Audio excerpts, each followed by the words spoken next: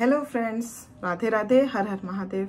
मैं मीनाक्षी एक बार फिर आपके सामने उपस्थित हुई हूँ अपने अगले सेशन के साथ। तो फटाफट से please tell me how all of you are. I expect all of you are healthy and happy. So let's begin. So I just want to share which topic I'm going today to discuss with you all people. Today in late childhood, I'm going to tell about the older children.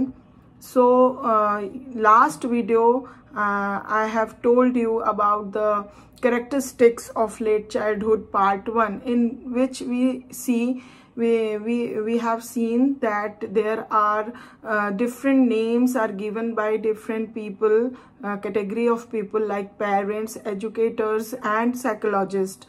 So last time in the part 1, in the late childhood characteristics, we have seen that what are the different names given to the children by the parents, and it defines the characteristics of the late childhood. So in this particular session, I am going to tell about the late childhood characteristics only.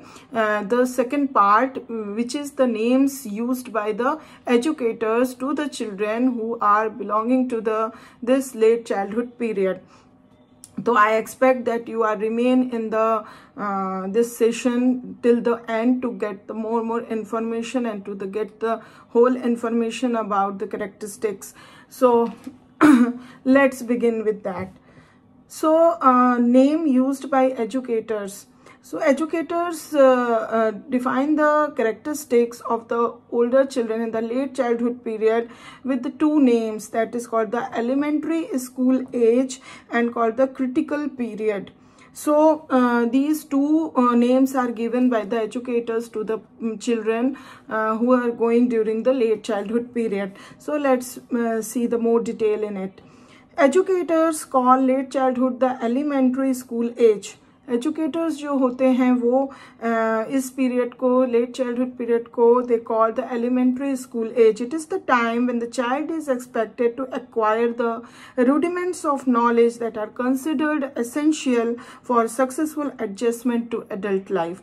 ये जो समय है where child is expected to acquire सारे जो rudiments होते हैं knowledge के, वो एक्वायर करने का समय होता है, जो कि किसी भी चाइल्ड के लिए it is very essential for his और her successful adjustment to their adult life. अपने एडल्ट लाइफ में सक्सेसफुली एडजस्टमेंट के लिए it is very very important. It is also the time when the child is expected to learn certain essential skills, both curricular and extra curricular. तो यहाँ पे ये एक समय ऐसा भी होता है where child is expected to learn certain essential skills which are very much required to the skill development, whether it will be the curricular or extracurriculars. So educators also regard late childhood as a critical period. According to the educators, इस period को critical period भी बोला जाता है especially in the achievement drive. Achievement drive is a time when children from the habit of being achievers, underachievers और overachievers. ये एक ऐसा समय होता है जहाँ पे चाइल्ड जो होता है वो या तो अचीवर्स होता है या अंडर अचीवर बन जाता है या फिर ओवर अचीवर हो जाता है. Once formed habits of working below, above or up to the one's capacity tend to persist into adulthood. जो भी उसकी characteristics यहाँ पे develop होती है या habits जो develop होती है जो कि उसके capacity के below होती है या above होती है या up to the mark होती है, यही जो है वो उसके आगे adult life में भी persist करती है. तो इसलिए ये चीज़ जानना और habit form होना is very very important. It has been reported that the level of achievement behavior in childhood is highly correlated with achievement behavior in adulthood. यहाँ पे ये देखा गया है, ये रिपोर्ट दिया गया है कि जो लेवल ऑफ अचीवमेंट बिहेवियर होता है किसी भी बच्चे का, चाहे वो अप टू द मार्क हो, बिलो हो या अबव हो, तो उसको हाईली कोरिलेट किया गया है, जो कि वो अडल्टहुड में भी उसी तरह का उसका अचीवमेंट लेवल ऑफ बिहेवियर होता है, जो कि उसका इस पीरियड के दौरान बनता है, जो लर्न करता है या जो वो अचीव करता है। When children develop the habit of working up to the capacities in school or under or above their capacities, the habit becomes persistent and tends to spread to all areas of the child's life. यहाँ पे ये जो habit बनती है कि बच्चा जो है अपने फुल कैपेसिटी के हिसाब से जो भी है वो स्किल डेवलप करता है या लर्न करता है स्कूल में, या फिर अंडर होता है या अबव होता है अपने कैपेसिटीज से, तो ये जो हैबिट फॉर्म होती है दैट इज परसिस्टेंट, और यही स्प्रेड होता है उसके हर एरिया, जो भी उसके लाइफ के जितने भी स्फीयर ऑफ एरियाज होते हैं, सारे एरियाज ऑफ लाइफ में वो स्प्रेड होता है। Not to academic work alone, सिर्फ ये एकेडमिक तक ही अलोन नहीं रिजिड रहता है, it spreads to all areas in that child's life. Because girls discover long before their elementary school days are over that doing better academically than the boys in their class is regarded as sex inappropriate.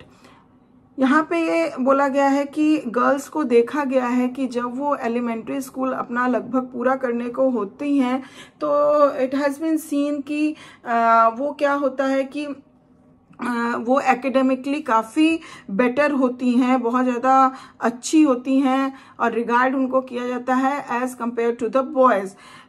तो लेकिन वहाँ पे ये चीज़ जो girls का जो कि achievement होता है बेटर देन बॉयज़, उसको सेक्स इनएप्रोप्रिएट माना गया है, रिगार्ड किया गया है। They begin to develop the habit of working below their capacities, और इस वजह से जितनी भी उनकी कैपेसिटीज है उससे बिलो वो जो है एक कोई भी बिहेव करने का या लर्न करने का या जो भी काम वर्क करने का वो जो है habit below their capacities habit develop कर लेती हैं इन टाइम। और फिर इसी के साथ क्या होता है, this habit of under achievement spreads to all areas of their lives, और इस वजह से क्या होता है, यही जो अंडर अचीवमेंट की हैबिट गर्ल्स के अंदर फॉर्म हो जाती है, उस वजह से जब उनको ये फील कराया जाता है कि आप अगर अचीवर बन रही हैं and you are more better than the boys academically और any work area, so it is your sex inappropriate, so regarded as sex inappropriate. तो इस वजह से उनको अंडर अचीव करने को बोला जाता है और फिर वो करने लग जाती हैं, और यही करते करते ये उनकी हैबिट फॉर्म हो जाती है, और इस वजह से जो अंडर अचीवमेंट डेवलप होता है, हैबिट जो डेवलप होती है, वो उनके ऑल ओवर एरिया लाइफ में स्प्रेड हो जाती है, in which their achievements are compared with those of boys. जहां जहां पे बॉयज के साथ उनके अचीवमेंट को कंपेयर करने की बात आती है, वहां वो अंडर अचीवर बन जाती हैं because of the this habit formation of under achiever. So इस तरीके से हम देख पाए, वी हैव सीन कि जो ये लेट चाइल्डहुड पीरियड का कैरेक्टरिस्टिक होता है, and what are the names given by the educators as the elementary school age and critical period, it is because of all these sorts of things. तो ये इस तरह से हम जान पाए कि लेट चाइल्डहुड में बच्चों के अंदर किस तरह के फीचर्स एंड कैरेक्टरिस्टिक्स देखने को मिलते हैं। तो आई थिंक अब मैं इसके बाद अगले part 3 characteristics of late childhood में पार्ट 3 भी लेके आऊंगी, but I think you get the more information with this video. If you like it, please give like, and if you don't subscribe it till now, so please subscribe it to get more connected with me and get more information further on. So thank you very much for watching my video. अगले video में मैं फिर आपके साथ new session में new topic के साथ आऊंगी। तब तक please do care of yourself. Bye bye.